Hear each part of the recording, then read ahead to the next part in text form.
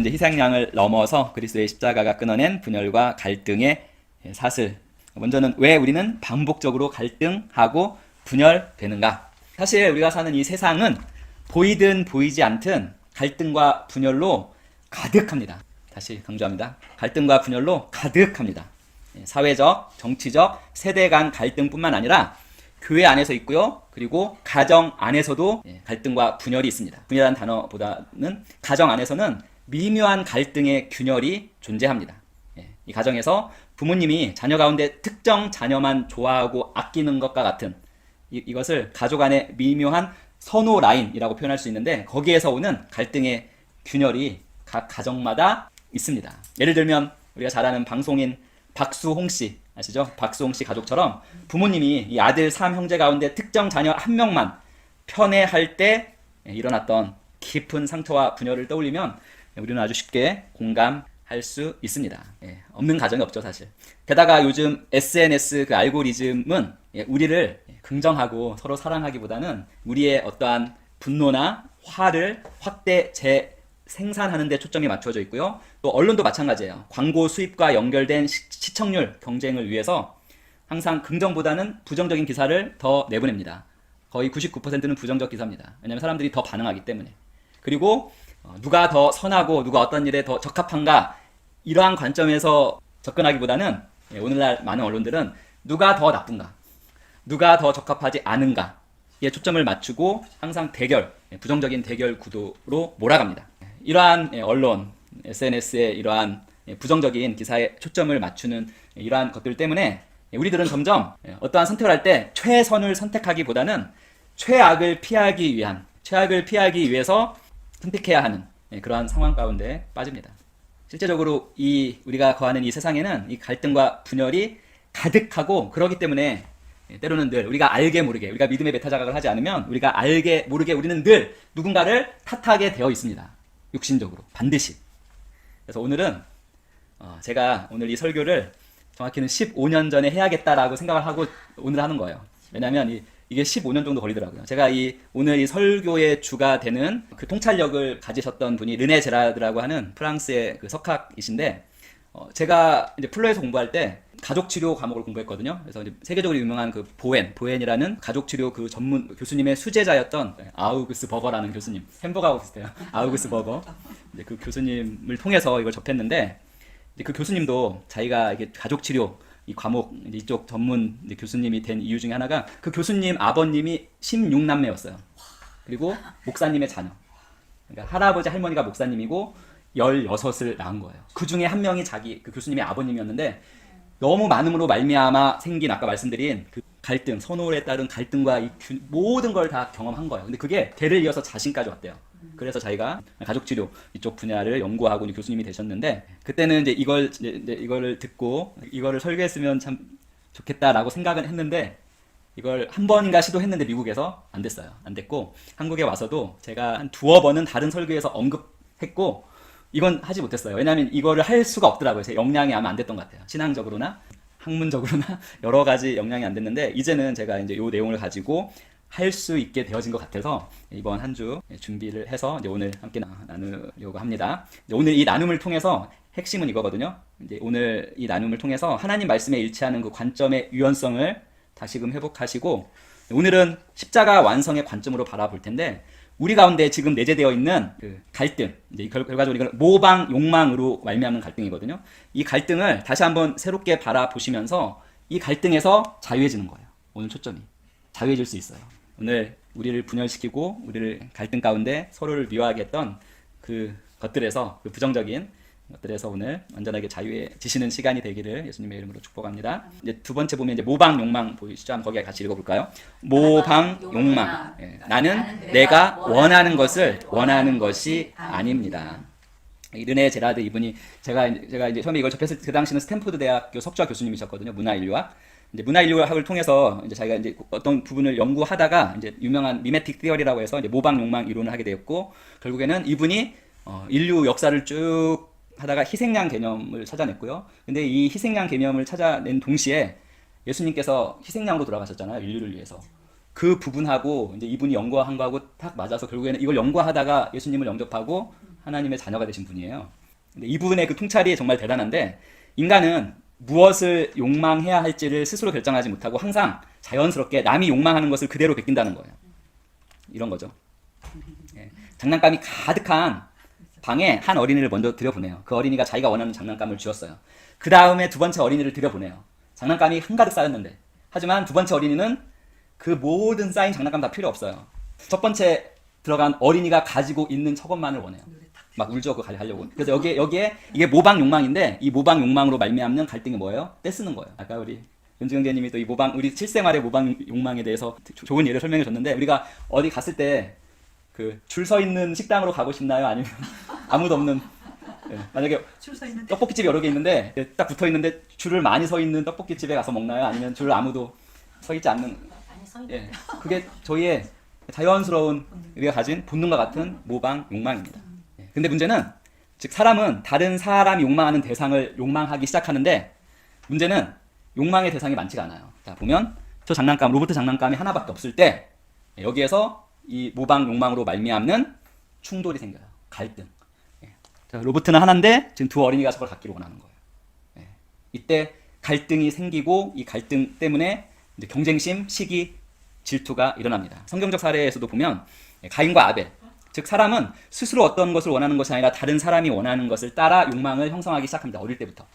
자, 가인은 하나님이 아벨을 기뻐하셨죠. 아벨의 제물을 받으셨고 기뻐하셨죠. 이것을 보고 아벨이 하나님으로부터 받은 인정을 모방 욕망하게 되는 것입니다. 아벨이 하나님부터 인정받았잖아요. 어떻게 보면 사랑받았잖아요. 그 사랑을 욕망하게 되는 거예요. 근데 자, 하나님의 사랑은 아벨에게만 한정돼 있었어요. 이제 여기에 대해서 목사님들이 많은 이야기 있었지만 태도가 중요한 것 같아요. 태도. 다윗이 항상 하나님만 바라봤잖아요. 하나님과의 교제, 하나님의 임재를 최우선순위로 여겼던 것처럼 아마 아벨도 그런 면에서 가인과 달랐던 것 같아요. 하나님을 향한 그 마음에서 우러나는 걸 드렸고, 가인은 그러지 않았던 것 같아요. 하지만 가인은 이 아벨이 받은 이 사랑을 욕망하게 되고 결국에는 아벨과 경쟁하게 됩니다. 그러면서 시기 질투가 폭발하게 됩니다. 아벨이 하나님으로부터 받은 그 인정, 사랑을 갖지 못한 가인의 질투와 분노가 점점 커지게 되는 상황입니다. 따라서 이 가인과 아벨, 나중에 결국에는 살인하게 되는데, 이 사건은 남이 받은 인정을 모방해 욕망하다가 질투가 폭력으로 폭발한 전형적 모방 욕망으로 말미암은 사건으로 볼 수 있습니다. 문제의 본질은 제사의 형식보다는 그 심령이 있었죠. 그리고 하나님이 아벨을 기뻐하셨다는 사실에 대한 가인의 강한 질투, 이것이 그 문제의 핵심이었습니다. 가인은 다윗처럼 하나님의 임재나 하나님과의 교제를 통한 하나님 그분 자신을 욕망하면 이게 없는데, 아벨이 하나님으로부터 받은 인정만을 욕망했기 때문에 안 좋은 결과로 들어가게 되죠. 요셉도 마찬가지입니다. 야곱은 11번째 아들 요셉만을 편애했습니다. 그래서 채색 옷을 입혔어요. 이에 형들은 아버지의 편애, 특별한 사랑이죠. 이 사랑이라는, 아버지의 사랑이라는, 어떻게 보면 한 명만 받았으니까 10명의 형들은 이 희소한 대상, 요셉만 이뻐한 이 희소한 이 사랑의 그 대상을 두고 욕망을 품기 시작했습니다. 처음에 요셉을 죽일 생각 없었어요. 그렇죠? 그러다가 요셉의 꿈 이야기, 해와 달별이 절하고 곡식단이 절하, 이 이야기가 가뜩이나 요셉에 대해서 이렇게 안 좋게 생각하고 있던 형들의 열등감을 자극했고, 그때 형들 중에 한 명이 이렇게 얘기합니다. 저놈이 우리 위에 군림하려 하는가. 이 말은 뭐냐면, 요셉은 아버지의 사랑, 편애뿐만 아니라 그 사랑으로 말미암는 우월적인 지위, 이 지위도 우리의 욕망의 대상이거든요. 보통 욕망의 대상이 되는 게 사랑, 인정, 어떠한 지위, 승진할 때 과장 한 자리를 놓고 대리 3명이 경쟁하면 그것도 하나의 욕망의 대상이 돼요. 그 다음에 물질. 그래서 결과적으로는 딱 보니까 저놈이 우리 위에 군림하려 하는가 해서 하나가 더 늘어났어요. 요셉이 받은 사랑뿐만 아니라 그 사랑으로 말미암는 우월적인 그 지위, 이거에 대한 경쟁심이 폭발해버립니다. 요셉이 죽게 되었다가 그래서 노예로 팔려간 사건도 형들이 요셉이 받은 사랑, 그리고 그로 말미암는 우월적 지위를 모방해 욕망하다가 질투가 폭력으로 폭발한 모방 욕망으로 말미암은 사건이라고 볼 수 있습니다. 그런데 이러한 모방 욕망, 그로 말미암는 경쟁심, 갈등, 질투, 폭력에 이르기까지 이러한 모방 욕망과 그 치명적인 결과에 대한 그 메커니즘을 잘 말씀해주는 구절이 성경에도 있더라고요. 성경 말씀에도. 자, 야고보서 4장 1, 2절 같이 읽어보겠습니다. 너희 중에 싸움이 어디로부터, 다툼이 어디로부터 나느냐? 너희 지체 중에서 싸우는 정욕으로부터 나는 것이 아니냐? 너희는 욕심을 내어도 얻지 못하여 살인하며 시기하여도 능히 취하지 못함으로 다투고 싸우는도다. 너희가 얻지 못함은 구하지 아니하기 때문이요. 자, 갈등의 뿌리는 바로 내 것이 아닌 남이 가진 것을 욕망하는 모방에 있고, 그것을 성경에서는 정욕이라고 표현하고 있습니다. 그리고 그 정욕의 치명적인 결과는 뭐예요? 얻지 못하여 살인하며, 살인을 말하고 있습니다. 정욕, 곧 모방 욕망, 그리고 그로 말미암는 질투와 경쟁은 곧 살인이라는 희생양 메커니즘으로 이어집니다. 그래서 세 번째가 희생양 메커니즘 나오죠. 갈등은, 모방 욕망으로 말미암는 갈등은 항상 누군가를 제거함으로, 그래서 제거하다는 추방하거나 처형함으로 평화를 가장합니다. 평화를 가장한다는 얘기는 일시적인 가짜 평화를 가져옵니다. 희생양 메커니즘. 갈등은 누군가를 제거함으로 일시적인 가짜 평화를 가져오려고 합니다. 아까 그 가인과 아벨, 그 모방 욕망을 그대로 둔 결과 어떻게 됐죠? 결국에는 가인이 아벨을 돌로 쳐 죽게 됩니다. 자, 모방 욕망으로 말미암는 갈등을 대부분은 한 사람에게 투사해서 경쟁 상대나 또는 희생양에게, 공동체일 경우에는 희생양에게 투사해서 그를 제거, 추방 또는 처형함으로써 일시적으로 모방 욕망에서 자유로운 가짜 평화는 얻으려고 합니다. 자, 가인의 문제의 근원이 자신이 욕망하는 그 마음이 잘못되어 있거든요. 그 마음이 문제라는 걸 바라봐야 되는데, 문제의 근원을 뭘로 착각했어요? 동생인 아벨이라고 착각했어요. 아벨만 죽이면 이게 다 해소될 것 같은, 이 갈등이 해소될 것 같은, 혼자만의 갈등이에요, 사실은. 그때 하나님께서 이 돌로 치르기 직전에 가인에게 이렇게 말씀하셨습니다. 죄가 문 앞에 엎드렸으니 다스리라, 너의 그 마음을 다스리라 라고 경고하셨지만 가인은 거부했고 결국 최초의 살인으로 이어졌습니다. 즉 모방 욕망을 다스리지 못하면 타인과의 갈등이 생기고, 이 갈등으로 인한 분열과 폭력이 반드시 발생합니다. 그리고 공동체일 경우는 그 과정에서 희생양 하나를 찾고 그를 제거하려는 희생양 메커니즘이죠. 희생양 메커니즘이 발생합니다. 하지만 진짜 문제는 타인이 아닌 내 모방 욕망의 관리거든요. 이거는 저희가 나눴던 믿음의 메타 자각으로 얼마든지 관리할 수 있어요. 이걸 관리하는 것인데, 이제 그것을 바라보지 못하고 결국에는 가인은 아벨을 돌로 쳐 죽이게 됩니다. 요셉도 마찬가지입니다. 요셉. 처음에 이 모방 욕망에서 이것이 갈등으로 왔죠. 눈에 보이지 않는 갈등. 결국에는 이게 폭력적으로 변하는 거예요. 처음에는 뭐라고 했죠? 형들이 요셉을 죽이자. 그러다가 아니야, 구덩이에 던지고 팔아버리자. 이렇게 변했죠. 형들은 요셉을 종으로 팔아 보이지 않는 곳으로 추방함으로써, 자, 그 갈등의 원인이었잖아요. 이걸 해소시키면 뭐가 찾아오죠? 갈등이 사라지잖아요. 근데 그게 바로 가짜 평화예요. 가짜 평화. 평화를 가장하는 거. 일시적인 가짜 평화를 확보했습니다. 그 문제가 그렇게 해서 해결된 듯 보였지만, 우리가 요셉 이야기를 쭉 보면 형들의 마음 깊숙이는 뭐 있죠? 죄책감과 정죄감이 여전히 끝까지 자리 잡고 있었던 것을 저희가 볼 수 있습니다. 하지만 희생양이었던, 어떻게 보면 요셉은 애굽 총리가 되어 가뭄 때 형제들에게 곡식을 나누어 주게 되고, 결국 희생양이었던 요셉이 승리자로 돌아와서, 이것도 예수님의 하나의 모형이에요. 희생양의 논리를 무너뜨린 거예요. 요셉이 얘기하죠. 당신들이 한 것은 악이었으나 하나님은 선으로 바꾸사. 결국 요셉은 복수 대신 용서를 선택함으로 이 모방 욕망의 악순환을 끊고 가족 전체를 살리게 되었습니다. 요셉이 참 지혜로웠던 게 뭐냐면, 형제들은 아버지의 사랑을 빼앗으려 경쟁했지만 요셉은 그것보다는 하나님이 주신 꿈과 하나님께 집중했거든요. 그래서 하나님에게 집중했을 때 요셉은 창조적인 비전과 창조적인 어떤 통찰력을 갖게 되었습니다. 자, 요셉을 팔아버리고 얻은 형들의 가짜 평화는 죄책감과 정죄감만을 남겼지만, 이 모방 욕망의 대상을 사람이 아닌 하나님으로 전환한 요셉이 베푼 용서로 가짜 평화가 아닌 참된 평화가 왔고, 이스라엘 백성들이 엄청나게 불안하는 계기가 되었죠. 요셉을 통해서 우리가 알 수 있는 것은 비교하고 질투하는 이 모방 욕망으로 말미암은 패턴이 있거든요. 이걸 깨려면 우리의 욕망, 모방 욕망의 궁극적 대상이 다른 사람들이 원하는 그게 아니라 하나님이 돼야 돼요. 하나님.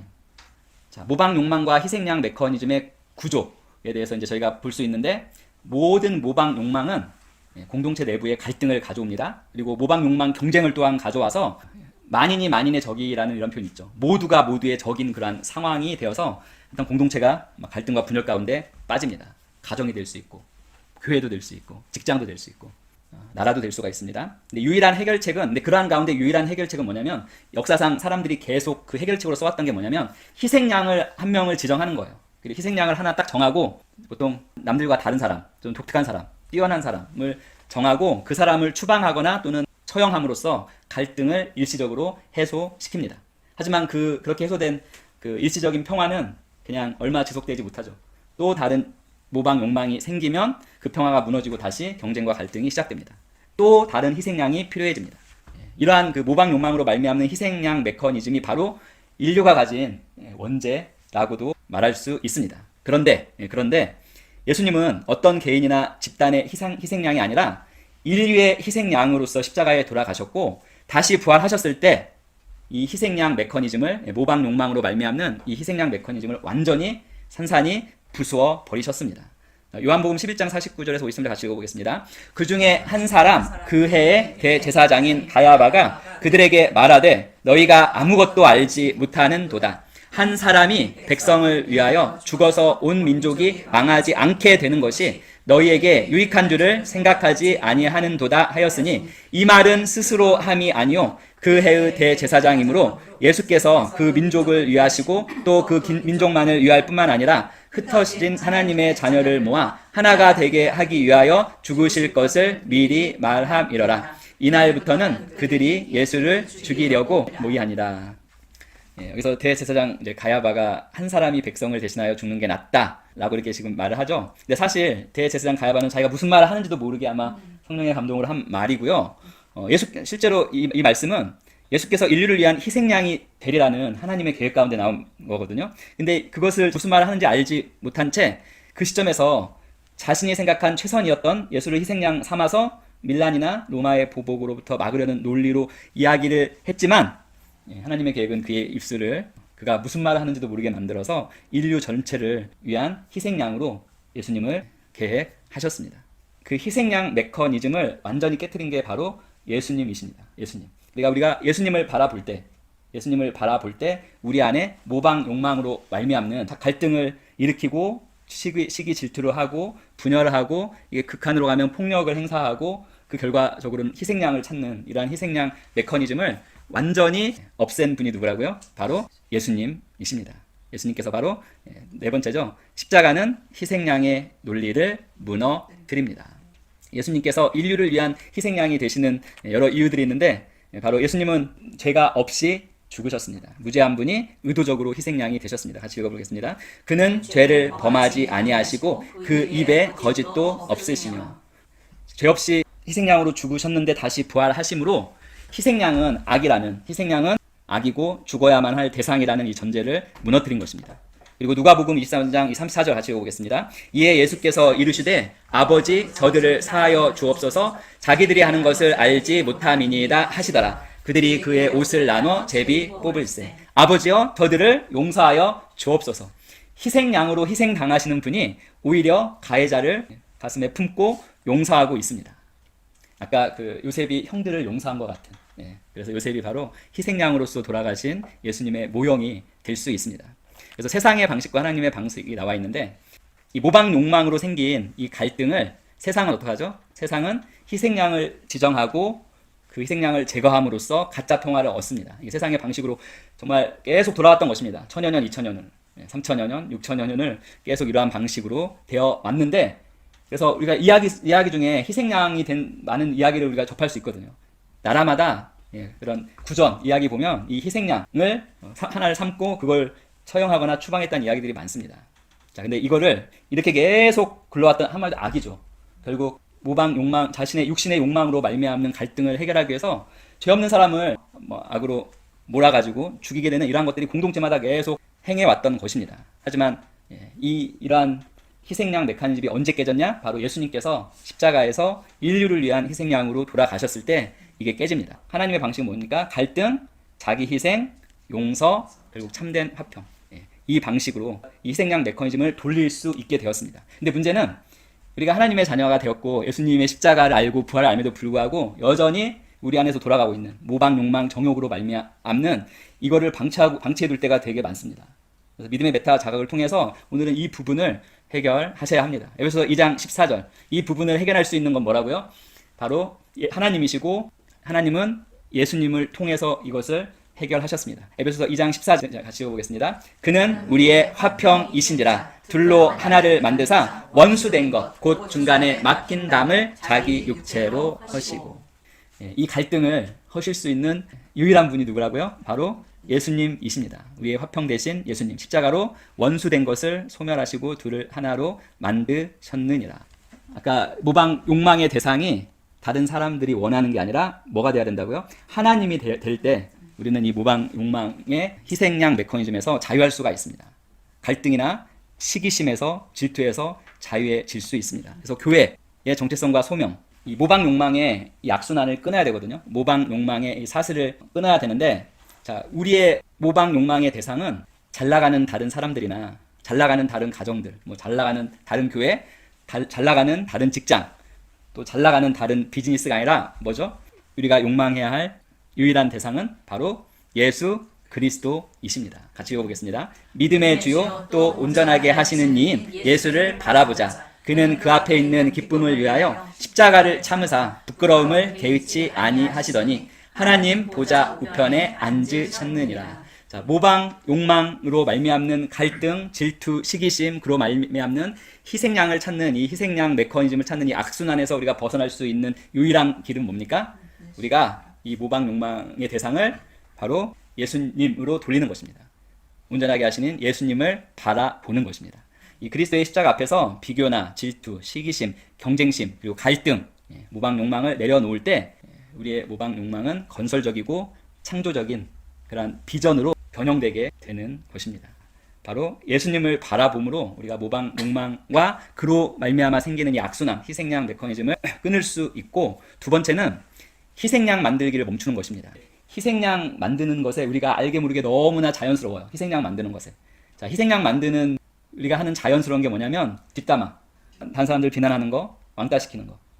왕따 그 자체가 희생양을 만드는 거죠. 이러한 것들을 멈추는 것입니다.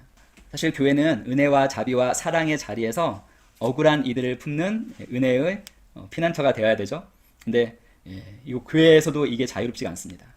가정에서도, 교회에서도, 직장에서도 하나님을 믿고 예수님을 영접한 사람도 이걸 인식하지 못해서 알게 모르게 모방 욕망으로 말미암아서 갈등, 시기, 질투하고 또 희생양을 만듭니다. 자, 그럴 때 십자가에 달리신 예수님을 다시금 떠올리십시오.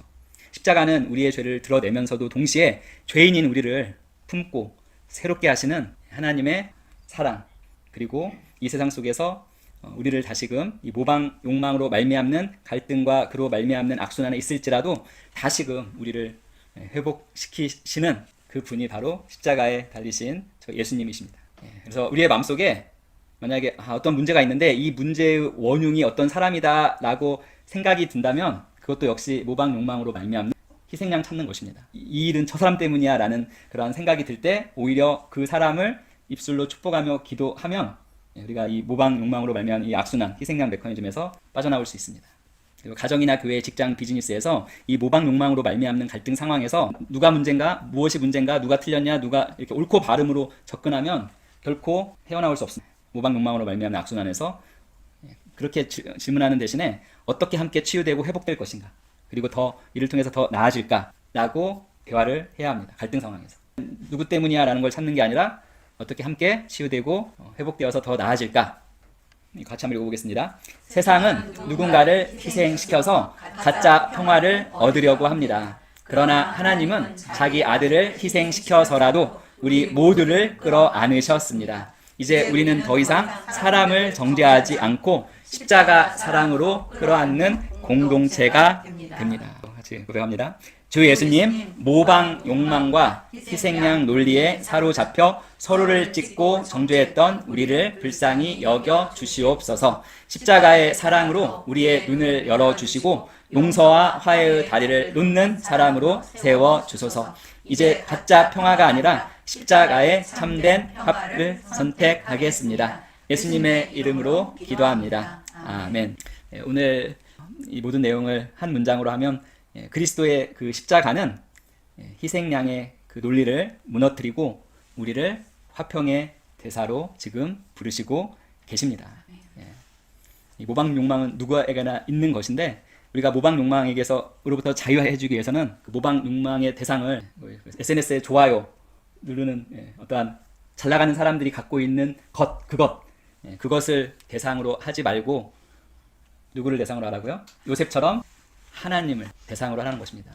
요셉처럼 또 다윗처럼 하나님을 모방 욕망의 대상을 그러니까 가장 원하는 것을 하나님으로 삼으면 그 사람은 이 모방 욕망의 갈등, 모방 욕망으로 말미암는 희생양 그 메커니즘으로 말미암는 그 모든 힘들고 어려운 그런 상황에서 자유로워질 수 있습니다.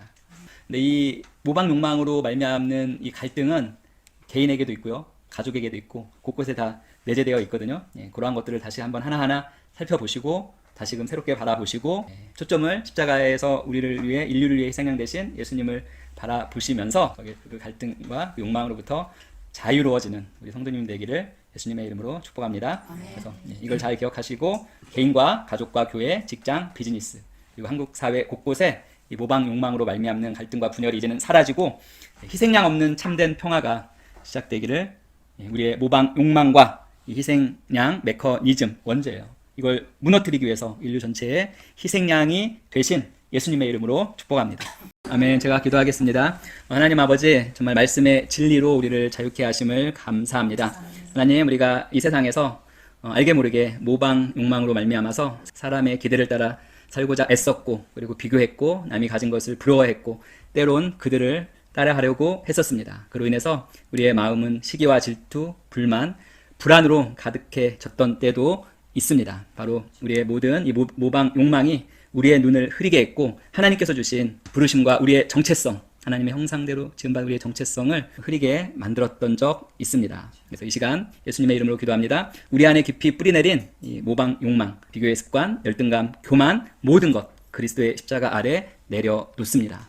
우리의 눈을 다시금 밝혀주시고 우리 각 사람을 향한 하나님의 독특한 뜻과 은혜의 여정을 바라보면서 우리 서로가 우리의 모방 욕망으로 말미암는 경쟁자가 아닌 하나님의 소중한 걸작 품으로서 저희가 계속 실천하고 있는 긍정, 사랑, 존중을 통해서 아름답게 지어져가는 공동체가 되도록 인도하심을 믿습니다. 주 예수 그리스도의 이름으로 선포합니다. 이 자리에 있는 하나님의 자녀들은 항상 욕망으로 말미암는 비교가 아닌 감사로, 질투가 아닌 축복으로, 불안이 아닌 평안으로 살아가게 하심을 감사합니다. 하나님 안에서의 정체성과 항상 하나님의 사랑받는 자의 자유함으로 날마다 기쁨과 담대함으로 살아가는 우리 모든 성도님이 되기를 예수님의 이름으로 축복합니다. 아멘.